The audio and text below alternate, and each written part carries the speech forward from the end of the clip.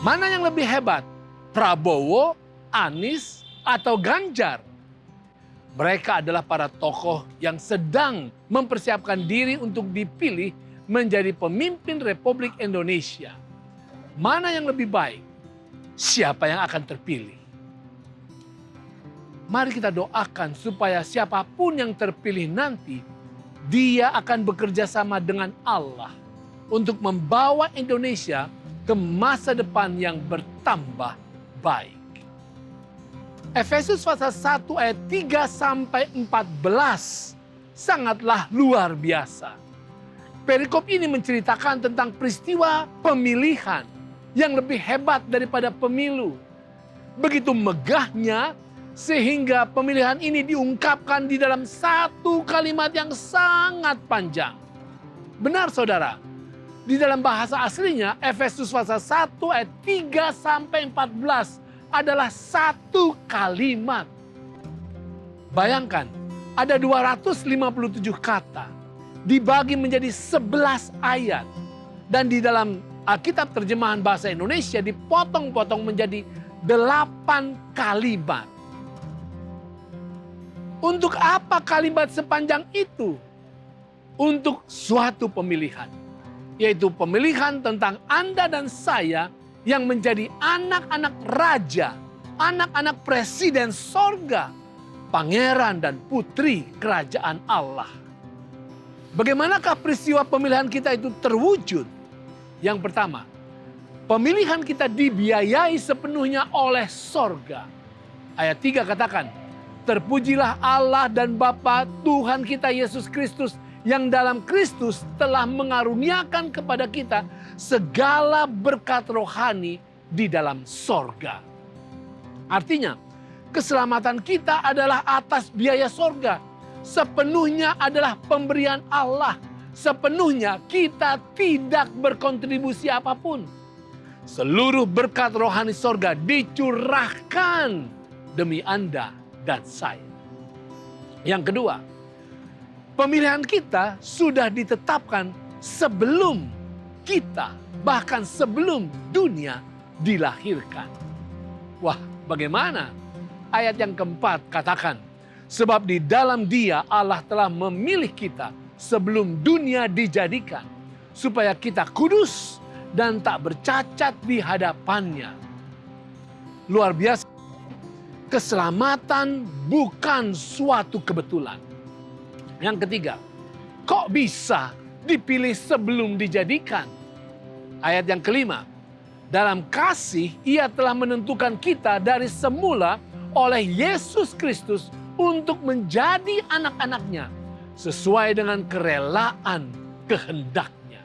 Artinya saudara, setiap orang yang menerima Yesus, dia langsung masuk ke dalam bagian rencana keselamatan yang telah ditentukan di sorga sejak sebelum dunia dijadikan. Jadi saudara, Tuhan tahu bahwa Anda dan saya akan lahir di dunia dan menjadi pemberontak, menjadi pendosa dan sangat menyakitkan Dia. Tetapi itu tidak menghentikan Tuhan untuk tetap menciptakan kita, menghadirkan kehidupan kita, dan menyediakan jalan keselamatan agar kita pada akhirnya dapat bertobat dan terus eksis dan hidup kudus berbahagia bersama Tuhan selama-lamanya. Yang keempat, bagaimana caranya Tuhan memilih kita? Ayat 7 dan 8 katakan, sebab di dalam Dia dan oleh darahnya kita beroleh penebusan, yaitu pengampunan dosa, menurut kekayaan kasih karunia-Nya yang dilimpahkannya kepada kita dalam segala hikmat dan pengertian. Saudara, jalan pengampunan dan penebusan yang sangat mahal oleh Tuhan, oleh darah Yesus disediakan agar kita mau memilih jalan pertobatan. Yang kelima, pemahaman rencana keselamatan ini tidak dapat dimengerti oleh semua orang. Ini adalah sebuah misteri.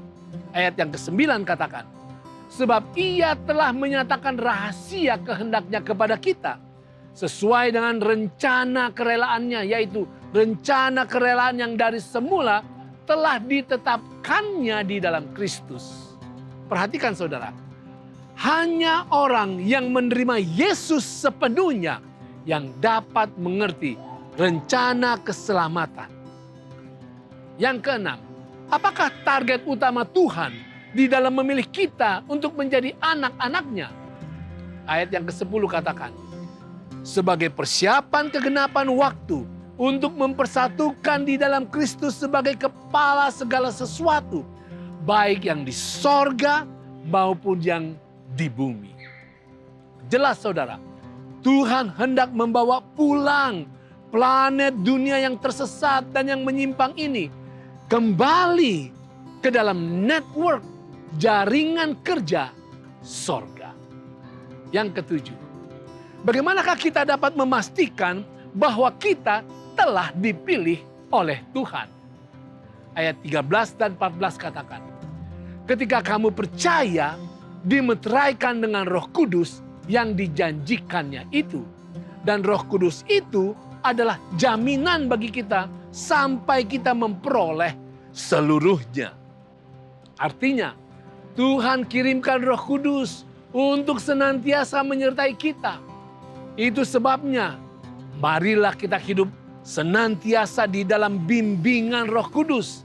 Itulah yang menjadi jaminan setiap hari bagi kita bahwa kita adalah anak-anak Presiden sorga.